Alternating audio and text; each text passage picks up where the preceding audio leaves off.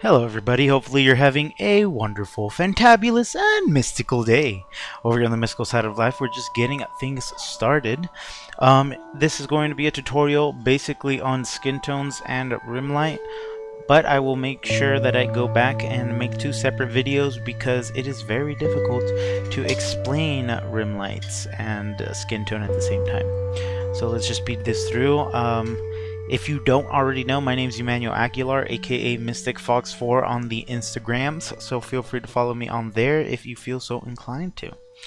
So in this tutorial, like I said, it's going to be about skin tones and rim lights. This is the phase where I'm actually just laying in shadows and adjusting the skin and making sure it's blended and stuff. Like I said, that's going to be another video, so, you know.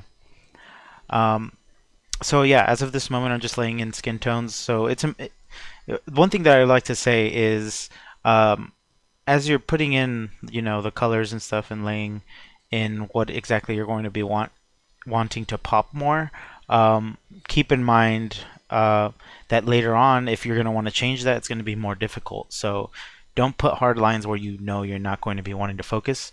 That's why you don't see too many hard, like dark red or almost brown um, dark lines outside of where the focus is in the center of each face.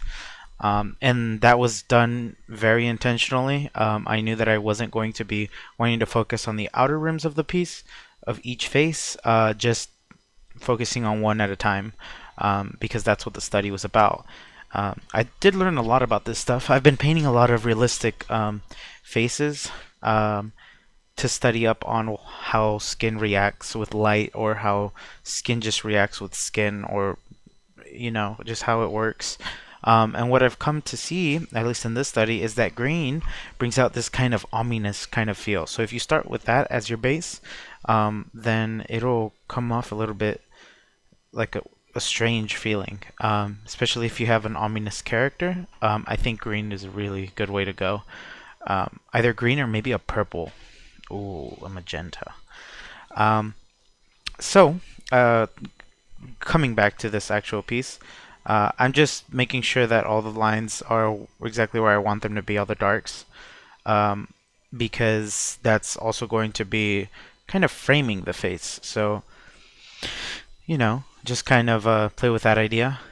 Notice that I go a little bit too far on the bottom one. I put this dark shadow on the left-hand side of her face near the bottom edge. It's kind of contradicting where I want the viewer to look, because I want them to look up, not down. I don't believe I fix it, but just so you know, I'm going to repeat this again. Make sure you keep your hard lines where you want people to look more.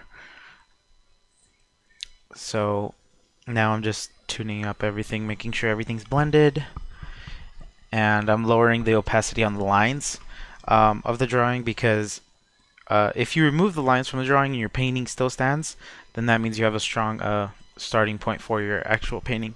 Now, I didn't plan on finishing these faces because it was simply a study, but you guys can choose to finish your faces, and then put the rim lights on.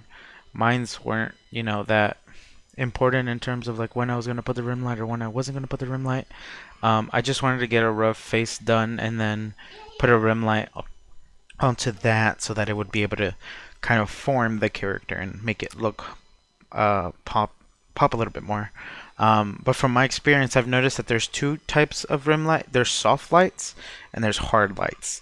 Most of the time when I do my drawings or paintings, I use a hard light because hard lights are very pungent and they really push that character, but you also have to have a strong understanding of your surfaces and where your light's coming from. Now, I understand I'm giving you guys a lot of information at once, but trust me, I learned so much from each painting. And I think you guys will too. You just have to really focus. You guys can watch through this video a couple times anyways.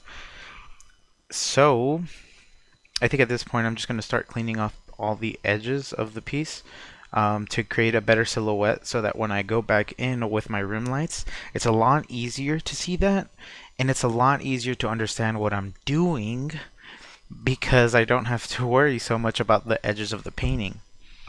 I highly recommend having a clean start, because it makes it so much easier. I just happened to have drawn them and then I painted them and I was like, oh wait, I could have made a base and then just selected it and then painted in the insides of the lines, but you know, gotta do things the hard way.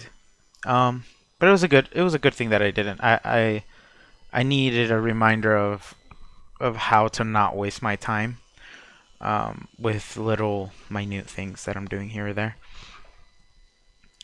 So highly recommend it. Max Grech has a great demonstration of it on an interview that he did. This was an old interview. This is like 2-year-old interview.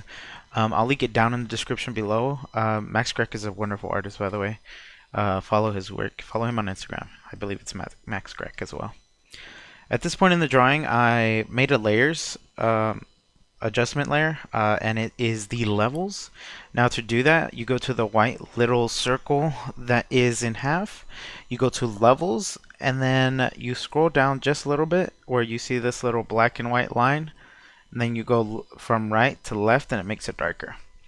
And then you just paint on that layer with black, and it's basically like cutting out the space that you don't want.